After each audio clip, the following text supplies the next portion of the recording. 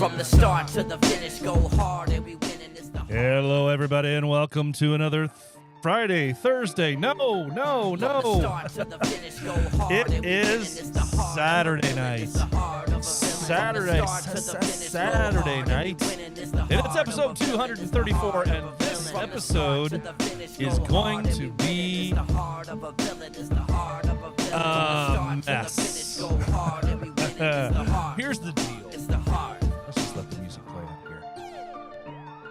There we go. All right. Hey, everybody.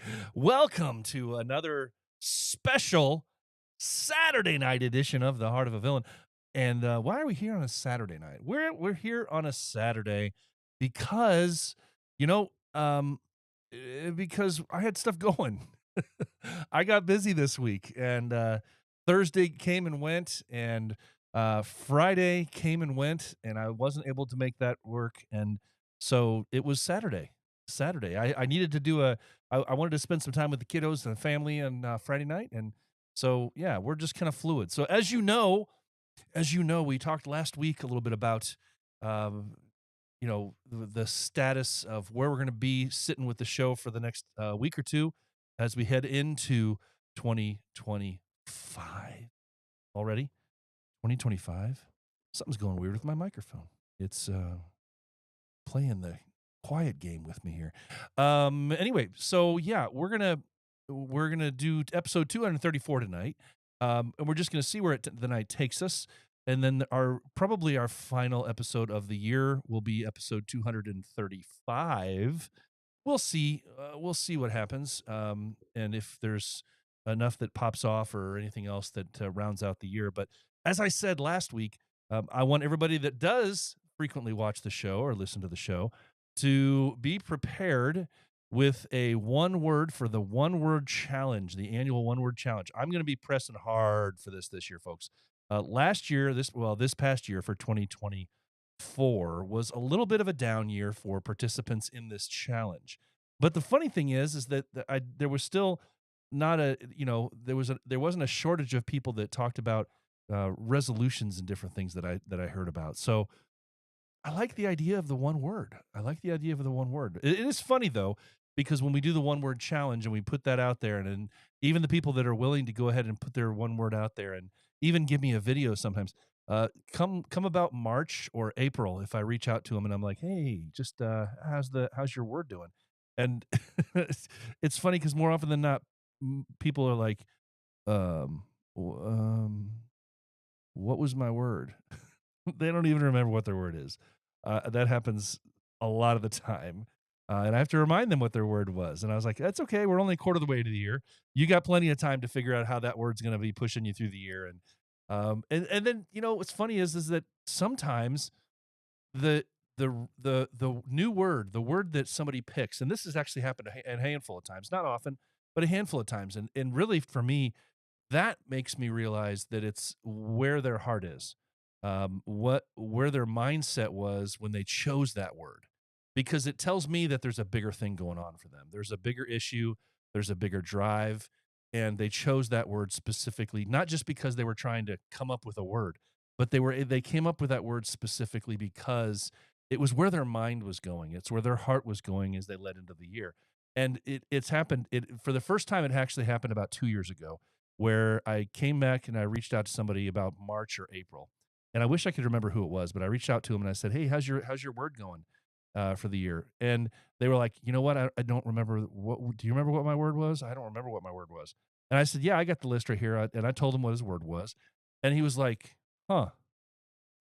And I said, so you can, think about that for the next 9 months of the year, or 8 months of the year, whatever it was. And I'll pop back in later in the year but just don't forget what your word was. And he said to me something about, it's funny because if he were to think about a word now, he wouldn't necessarily have picked that word. But if he were to think of a word that actually encompassed the first 3.5 months at the time of the year, that word that he chose, that he forgot that he used, he said that word perfectly encapsulated the first quarter of the year for him. And so I think it's really cool when people put some thought into this to try and think about what's that one word that it's going to drive you and push you for 2025 as we start thinking about those things. Because if you have legit plans, if you have things that are weighing on your heart or things that you want to succeed with, things that you want to do, and when you start to think about what that one word is that's going to help push you through, it doesn't what I found is a lot of times it doesn't matter if you kind of forget it, what the word is, because the movement of the word, the moment that you make up that word, that you create what you're setting yourself up for in your mind before the year starts, it's all about that process, that mindset. And if you're there in the moment and you think about it, then you're ready for success anyway. So I will be reaching out and asking people for their one word, probably just reminding everybody, and then that last week of the year, even though the last week, between Christmas and New Year's, I usually don't do a show, but I will still reach out to people and put little reminders out there for people. If you have a one word, please get it to me because I like to share those for the very first episode of 2025 every year. I like to do that. So if you're a college football fan, boy, has it been a day, right? Here in the States, man, we just got done watching, and that's part of the reason why I was just about 10 minutes behind on getting the show up and running today, uh, because that SEC title game was pretty amazing. Overtime, and the lower ranked team ended up pulling it out. And yeah, a great football game, man, between Georgia and Texas, and it'd be interesting to see if you're a college football fan. It'd be interesting to see how the rankings go and the seedings go for this tournament now going forward, especially if you have a team that's kind of vying for one of those spots. Are you going to get one of those? Are you one of the lucky ones that has that bye? Or are you going to be one of the ones that's going to be fighting for their lives to get into this college football playoff? And is that going to be your team? Or are they going to be on the road in the first week? Very, very interesting. I was talking to my brother-in-law last week, and I kind of laughed about the fact that I said, it's sad a little bit to think about if you're a college football fan again. If you're not, just pause for a second with your thoughts. But they've come up with this new college football playoff system where they used to be just kind of throw four teams in and they would be the thing. And now there's 12 teams that get this opportunity. And it's they put this thing together and four teams get a bye and then the other eight teams play together and four of the teams in the first week actually get a home game. And then is all everything after that first weekend is all bowl games. Then they assign those playoff games to different bowl games. But I said it's kind of funny that if you're one of those teams that is in the playoffs, in the college football playoffs, and you end up losing that first week, whereas you were in the college football playoffs, but it's kind of funny because, and sad, you don't actually get to play a bowl game, an actual bowl game. Even though you're eligible for a bowl game with 6 wins, if you're one of those teams that plays that first weekend and you lose that first weekend, that is your bowl game, even though it's not even officially a bowl, if that matters. But it's weird. So you don't get to play in the college football first week and then lose and then get another bowl game. That is your bowl game, even though it's not designated as a bowl game. I don't know. Strange. This is what happens on nights when we don't have a plan. I just start rambling on for no reason at all. Um, no reason at all. No reason at all. But hey, I want to give a shout out to the guys that are here with us live. You know what's funny is I did honestly think for a minute that this was going to be one of those shows where I had like one viewer, or maybe even none. And I was dead set planned if I was going to get through my first 5 minutes of the show with no viewers, because people don't plan on this show being, even the loyal viewers and listeners, they don't plan on the show being on a Saturday night at 7 o'clock. Especially on a Saturday night when there's other things going on in the world. And if you're a college football fan, there's that and all this other stuff. It's it's just a timing thing. And so, occasionally, even with the ones that we plan, there's times where I get messages back, "Hey, sorry I missed the show, guy." I'm like, "Hey, no big deal. You can watch anytime." But I was dead set. I was ready. I was ready. I was planned. I was prepared for no viewers tonight. And if we had no viewers, I said I'm going to call it at 5 minutes. If I start rambling on for 5 minutes and I still don't have anybody watching, I'll go ahead and stop the show and just say, "Hey, everybody, good night," and see what happens. But we actually had a couple people chime in and say, "Hey, I'm here." So of course I have to say hello to you people who prevented me from doing just that. Of course, Mars, what is up, buddy? It's a long time no see, man. That man has been busy, busy, busy, and miss talking with you. Unfortunately, when you do when you're hosting the Friday night chats, I've been away from those for so long. I feel like I haven't seen those guys in for so long. Um, but yeah, but yeah, good to see you here. Good to see you here. He says, loving the new intro. Yeah. And the funny thing is, it's not even that new anymore. It's a few months old, but that's how long it's been since you've been here. Because you're so busy. So I love it. Baker, sup, sup with your up. What's up? What's up? Christian's also hanging out with us as well. How you doing, Christian? Good to see you here. And then Mr. Ed Sanner. What up, all? What up, all? He says. Yeah, so I don't know how everybody else's weekend's been so far.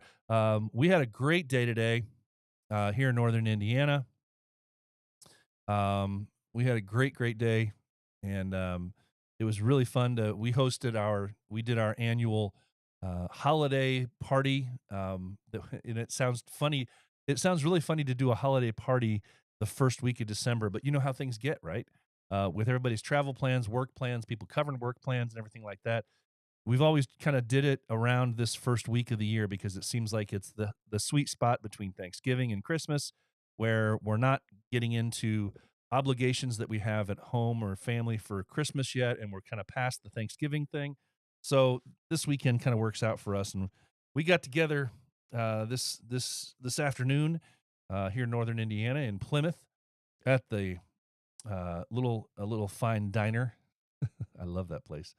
Um, and got to hang out there and good times, good times. But unfortunately, we didn't have quite everybody there for us with us this year. We had a few guys that were either sick or had to work last minute, so that kind of sucked. But it's always good when you get to get the guys together, especially this time of year. Um, we got some guys out there, guys. We got some guys out there going through some stuff, and more than ever this time of year, it's rough. We have holiday after holiday after holiday, kind of bing bang boom right on top of each other, and we need to be really really aware of which brothers kind of go quiet. We need to be really cognizant of that, and it always happens this time of year. Some bros just and they admit it, they know it, but we still need to be aware of that. Um, and so yeah, that's that's kind of my pitch for you today is that we're in the holiday season now, in the big holiday season, as it were, coming up on the end of the year between Thanksgiving and you got Hanukkah, you got Christmas, you got a few other holidays mixed in there with the New Year's then coming in, and now more than ever, be be aware of which ones of your brothers kind of go quiet a little bit. And I'm not saying you need to hound them, but we need to be there for them and recognize, make sure that they know that we're here. And if you got one that's being kind of a pain, and he doesn't want to hang out, he doesn't want to, then find a way. Find a way. Don't let our brothers go quiet this season. Don't let our brothers go quiet. Just do what you can to be with them. So, let's see here. Mars says, "Congrats on reaching 1,000 members." Thank you very much, bro, man. You have been a big help in promoting that for sure. So I greatly appreciate that. Um, Baker says, "Hey, I work night shift, so I'm glad you're doing it Saturday." Yeah, I don't know. It's a every once in a while. Maybe I need to do like um, a rolling viewership timeline where one week I just do it Thursday, then the next week I do it Friday, the next week I do it Saturday, and then I come back the next week and I do it Thursday again. I don't know. I don't know how that would work. That would be even harder to focus on and try to keep track of for me, much less anybody else.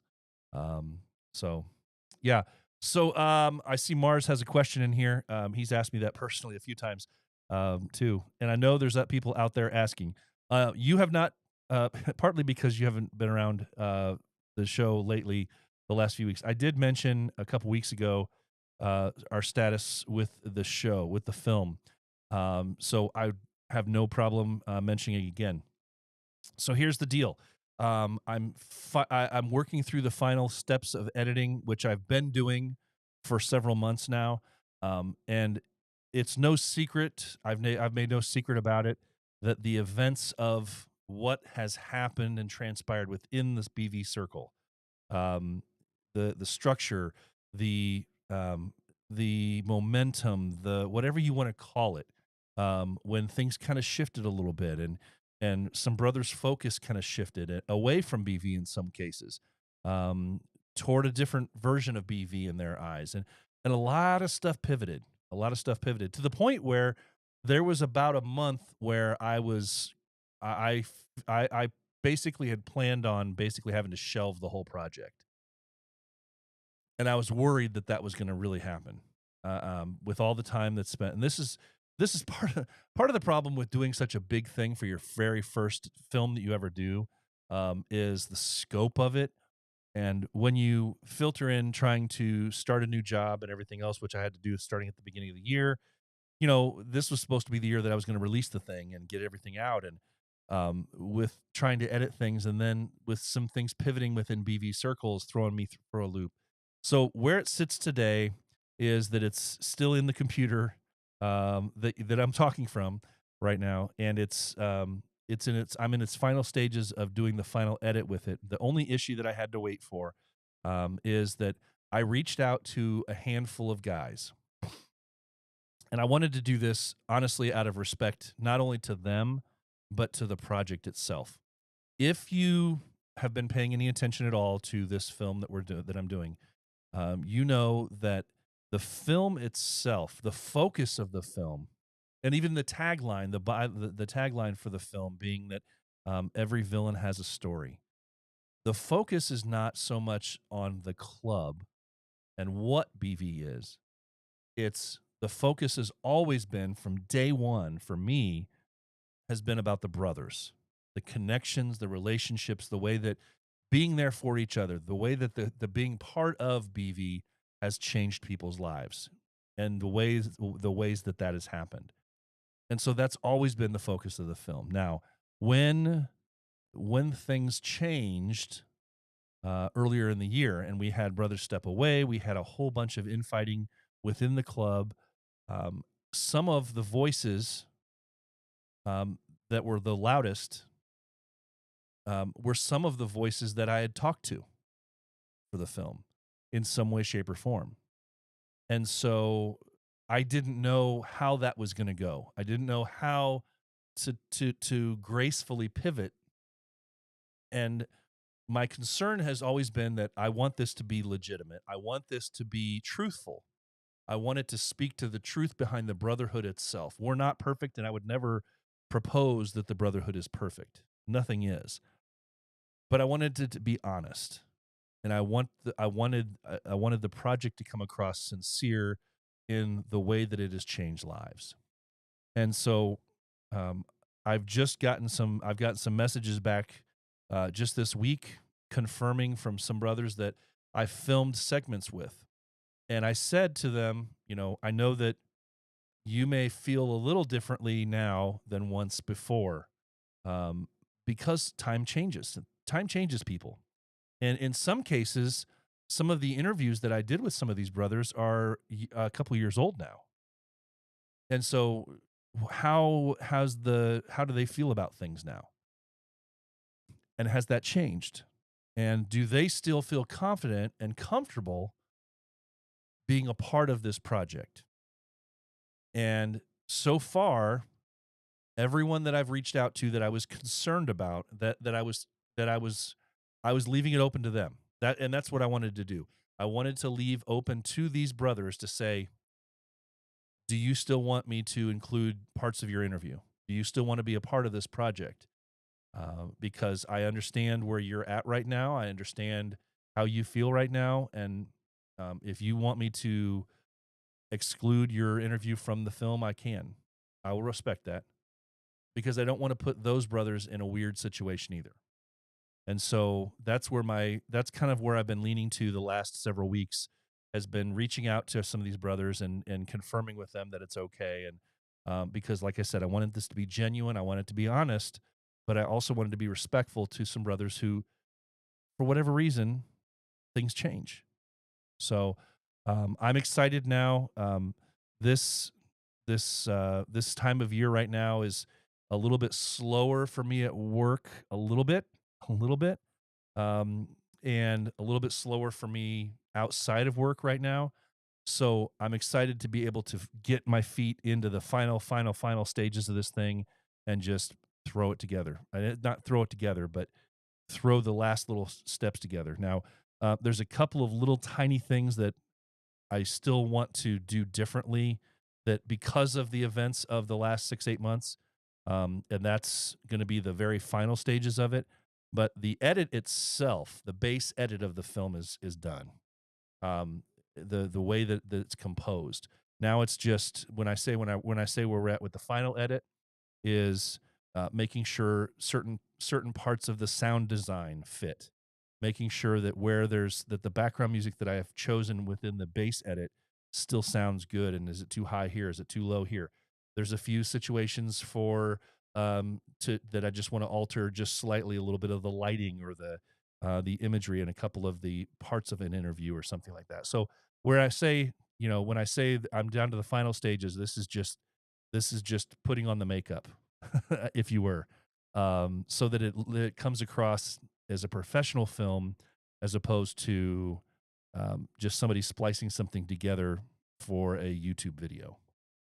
That's the final touches that I'm talking about. So, and I'm fully aware, and this is what everybody tells you. Anybody that's a documentary filmmaker that even does this professionally says that the first few films that you do, you're always going to think that you could do more for it. And the worst thing that you can do for yourself as a filmmaker is to what? Just hold on to the thing in the final edit stage endlessly because you think I could still do this better. I could still do this better. That's fine. You have to be able, and I have to be able to recognize that at some point I have to just kind of go and wash my hands of it and say, I'm done. This is where it sits, and be okay with that. That this is where it's going to sit. If we do a follow up, if something like that down the road, then fine. But the worst part about my choice to make my very first documentary film about something that I'm so passionate about is just that reason. That's just the exact reason why they tell you not to do. Don't number one, don't ever make when you're first starting out doing your own documentary films. Don't do them in long form. Make several short ones that are 4 to 7 minutes, 5 to 7 minutes to 10 minutes. That way you can do them, get them done, and part of the process is getting through the edit and finishing it and being able to say, I'm done, go, let it go.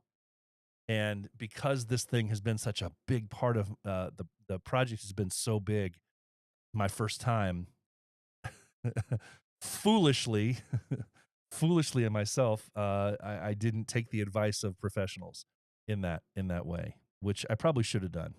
But I'm excited about when this comes out for that reason. So, long answer to your question, Mars, and probably some more information that I gave there behind the scenes that other people didn't know about as well. So, thank you for asking me the question.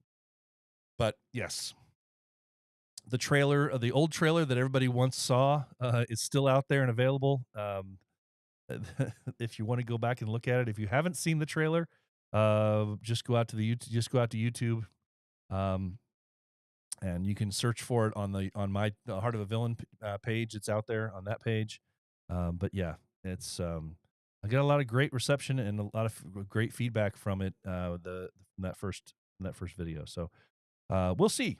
But I will keep you all posted up on it. Like I said, because it's the first one that I'm doing, there's just that hesitancy. Is it done yet? Is it really done? Type of a thing. And I at some point I just have to say yes. I just have to say yes. I know it's not yet because I'm still not happy with little bits of the music and a couple of the final imagery on some of the interviews, lighting wise, which I need to sculpt a little bit, which I can do in the editing process, which I'm finishing up. So, but yeah, I'm excited. I'm excited. So that's where that sits right now.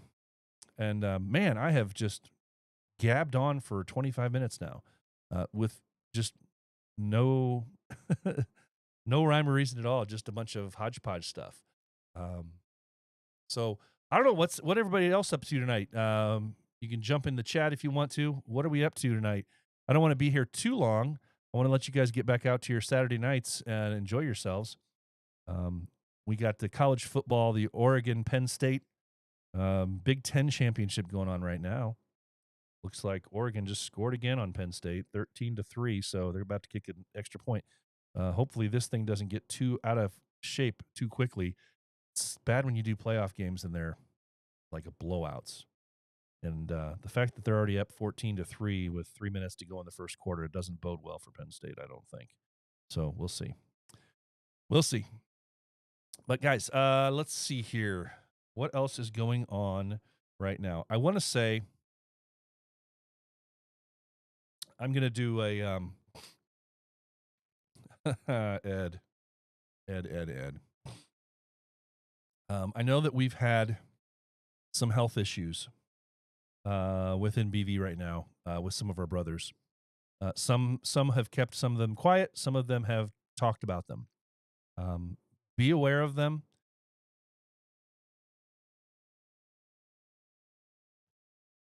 Be aware of them. Sorry, I had to cough. And just let those guys know that you're there for them, and you don't have to have answers, but you just can be a voice to listen to. You can be a voice where you listen to them, a sounding board rather, for them. And sometimes maybe we just need to sit there with them. Sometimes we just need to sit there with them. And maybe it's just sit there in their space. They just want a brother to be there with them. Don't have to be talking, just want them to be there. So we can do that. We can do that.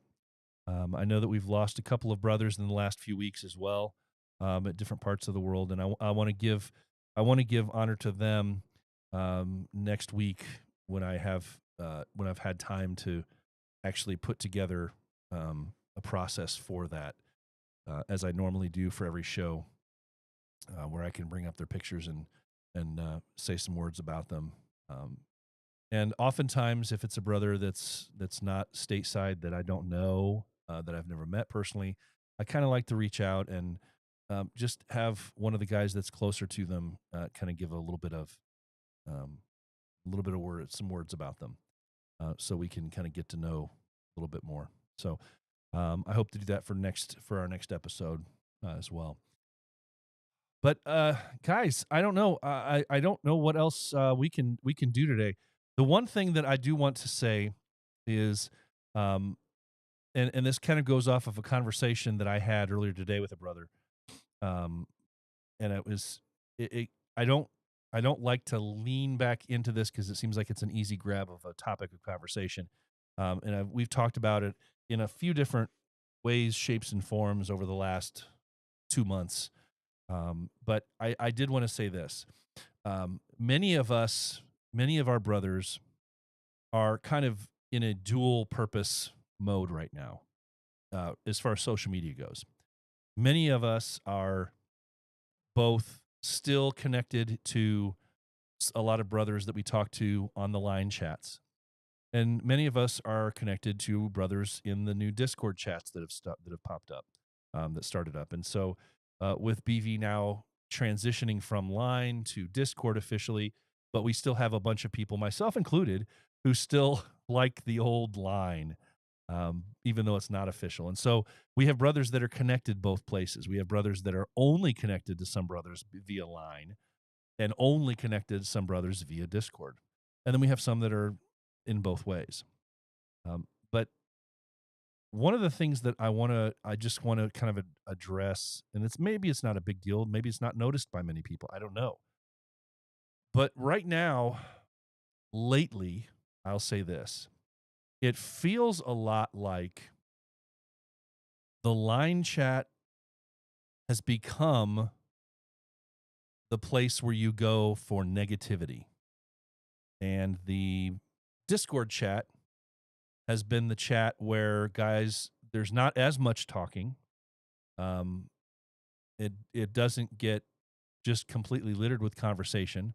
You can disappear from the Discord chat for a day, and you'll only scroll like a half a page in some of the chats. But it's always a very positive. It feels like, and sometimes I jump back into some of the line chats, and you still get some of the guys that are in there that are kind of sarcastic, and that's great. That's fine and well. I love a good ribbing, guys giving a hard time to another guy and being sarcastic with each other. I love that. But there are times also when it feels like what I hate to see is when there are brothers that are in both chats, because I've seen it. What bothers me is when we have brothers that are in both chats, and some of these brothers are using the line chat to bitch and moan about things that are going on in BV only in the line chat. And that's when I say it feels like it's become a kind of the more negative space.